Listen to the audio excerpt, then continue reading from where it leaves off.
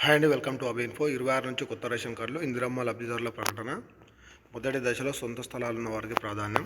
Ration కార్డులు ఇందిరమ్మ ఇళ్ల పంపిణీకి సంబంధించి ఈ నెల 25వ తేదీన అన్ని ఏర్పాట్లు పూర్తి చేయాలని చెప్పేసి 26 నుంచి అర్హులైన వారికి పంపిణీ చేస్తామని హైదరాబాద్ జిల్లా ఇన్ఛార్జ్ మంత్రి పొన్నం ప్రభాకర్ అయితే తెలిపారు.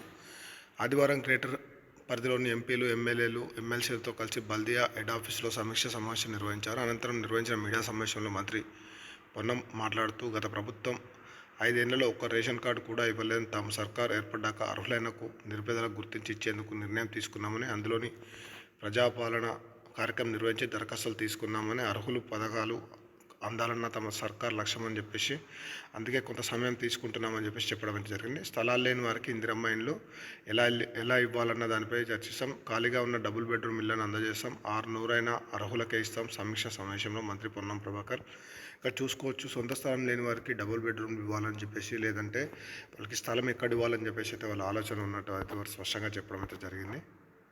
అప్లికేషన్ వెరిఫికేషన్ 50% పూర్తి. ప్రజాపాలనలో 10,70,463 అప్లికేషన్లు రాగా ఇప్పటివరకు 50% సర్వే పూర్తయిందని మంత్రి పొన్నం ప్రభాకర్ తెలిపారు. 5 లక్షల అప్లికేషన్లు ఇంటి స్థలం ఉన్నవారు 9,913 మంది ఉన్నారని తేలింది. సర్వే పూర్తి చేసిన తర్వాత ఎంతమంది అర్హులు ఉన్నారనేది తెలుస్తుందన్నారు. అర్హులకు మల్టీ స్టోర్ కట్టించడమా లేక స్లమ్స్ డెవలప్ చేసి ఇండ్లు నిర్మించడమా అన్నది యాక్షన్ ప్లాన్గా తయారు చేస్తామన్నారు. అది ఇందిరమ్మ ఇండ్ల పథకంలో భాగంగా నియోజకవర్గంలో 3,005 ఇండ్లు ఇవ్వాలని నిర్ణయించారు. ఇండ్లు లేవని ప్రజాపాలన దరఖాస్తు చేసుకున్న వారి గురించి సర్వే చేస్తున్నామని, అర్హులైన వారికే ఇండ్లను మంజూరు చేస్తామన్నారు. వీరికి ఖాళీగా ఉన్న డబుల్ బెడ్రూమ్ ఇండ్లు ఇవ్వడంతో పాటు సర్కార్ స్థలంలో ఇండ్లు కట్టించేలా ప్రణాళిక అయితే సిద్ధమైతే చేస్తున్నామని చెప్పేసి, అసంపూర్తిగా ఉన్న డబుల్ బెడ్రూమ్ ఇళ్లను పూర్తి చేస్తామని చెప్పి చెప్పడం అయితే జరిగింది.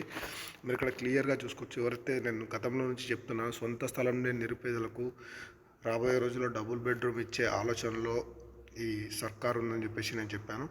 ముఖ్యంగా చూసుకున్న గ్రేటర్ హైదరాబాద్లో ఎవరికైతే స్థలం లేదో వారికైతే 100% డబుల్ బెడ్రూమ్ అయితే వచ్చే ఛాన్స్ అయితే ఉంది.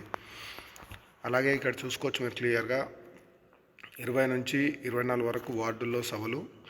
రేషన్ కార్డులో మార్పులు చేర్పులు నిరంతర ప్రక్రియ అని మంత్రి పొన్నం తెలిపారు. ప్రజాపాలన అప్లై చేసుకున్న వారికి రేషన్ కార్డులు ఇవ్వడానికి 16వ తేదీ నుంచి 20వ తేదీ మధ్య ఫీల్డ్ వెరిఫికేషన్ జరుగుతుందన్నారు. ఆ లిస్టు ఆధారంగా 20 నుంచి 24వ తేదీ మధ్య వార్డుల వారీగా సభలు ఏర్పాటు చేసి లబ్ధిదారులకు ఎంపిక చేస్తున్నారు.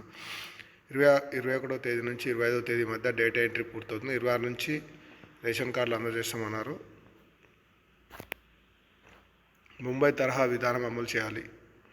ఎంపీ హజరత్ ఓవైసీ మాట్లాడుతూ, సర్వే పూర్తయిన 50% ఇంటి స్థలం ఉన్న 1.8% మాత్రమే హర్షించారు. ఇంకా 90% మందికి ఇందిరమ్మ ఇల్లు మంజూరు చేసే అవకాశం లేదన్నారు.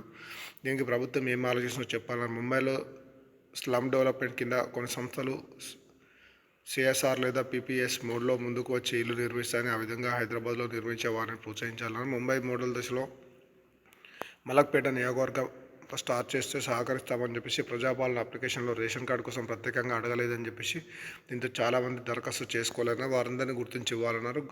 సర్వేలో కిరాయిదారిని గుర్తించడం